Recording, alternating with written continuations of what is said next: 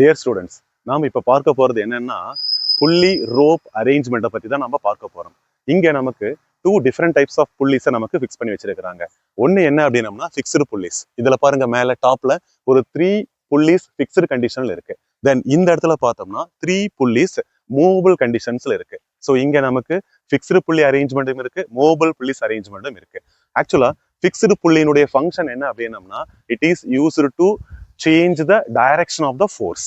But இந்த இடத்துல movable புள்ளிஸ் என்ன பண்ணும் அப்படின்னம்னா கிரியேட்ஸ் த மெக்கானிக்கல் அட்வான்டேஜ்.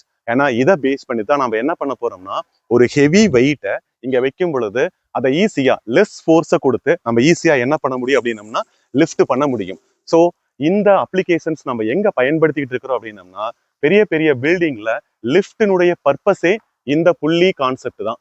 ஒண்ணு. ரெண்டாவது, பெரிய பெரிய கன்ஸ்ட்ரக்ஷன்ல பாருங்களேன், மேல டாப்ல புள்ளி கிரேன்ஸ் வச்சிருப்பாங்க. அதனுடைய உதவியால தான் நமக்கு என்ன பண்ணுவாங்க தெரியுங்களா, கீழே இருந்து பொருட்கள் எல்லாத்தையும், கன்ஸ்ட்ரக்ஷன் மெட்டீரியல்ஸ் எல்லாத்தையும் கீழே இருந்து மேல கொண்டுட்டு போயிட்டு இருப்பாங்க.